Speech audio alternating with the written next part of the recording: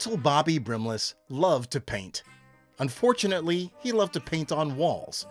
No matter how much paper his parents gave him, or how many times they begged him to stop or took away his art supplies, no wall was safe from Bobby's, talents.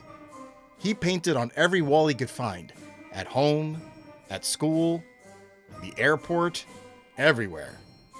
Bobby did not paint for the joy of it, but for the joy it brought him when people would scream themselves silly about what he'd done. On Christmas Eve, Bobby heard sleigh bells. Not on the roof, but at the foot of his bed. Startled, Bobby sat up.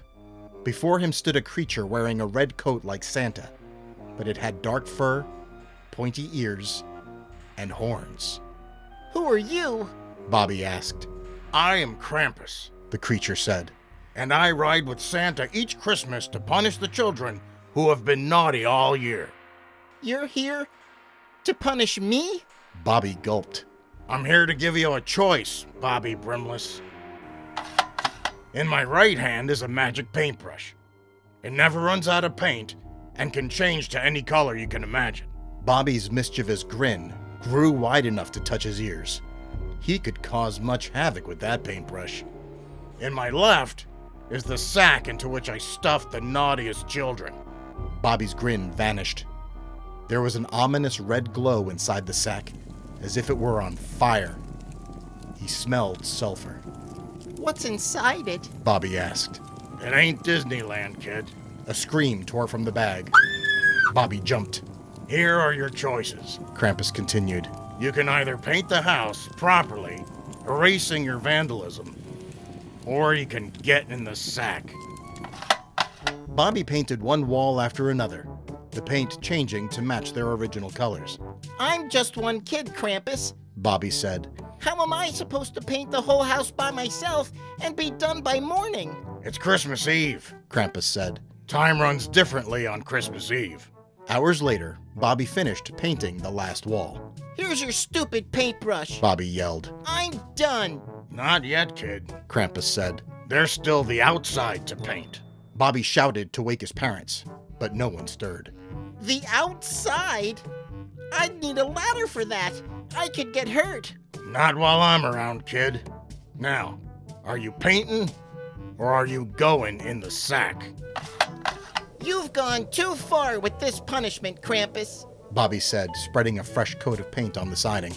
"It's not a punishment, kid. Krampus said. It's a lesson in empathy. For every wall you deface, because you like to upset people, someone has to spend time and money to paint over it. It's no fun cleaning up other people's messes. You haven't stopped complaining about cleaning up your own." Bobby thought it was funny to watch people scream and yell, but he never thought about how hard he'd made people's lives once the yelling stopped. He did not like being a burden. Bobby stopped painting and hung his head. "I'm sorry, Krampus," Bobby said. Instantly, it was morning. Bobby was in his bed. Had he been dreaming? He sprang out of bed and ran down the hall. Every wall was clean, dry, and vibrantly painted. Krampus had been there. Though he had no gifts under the tree and a lump of coal in his stocking, Bobby was happy. He'd gotten a second chance to make things right. He hugged his parents, apologizing for the wrongs he'd done. He promised to make it up to them and to the people he hurt. His parents were stunned, but proud of the change in their son. Keeping his name on Santa's nice list, Bobby never saw Krampus again. Santa Claus and Krampus exchanged stories of their Christmas Eve adventures as they hurtled home together. "Looks like we've both got empty sacks this year," Santa said. "If I never have to stuff another naughty kid in that sack again, I'll be glad to be out of a job," Krampus said. "What would you do then?" Santa asked. "I'd probably work in your workshop.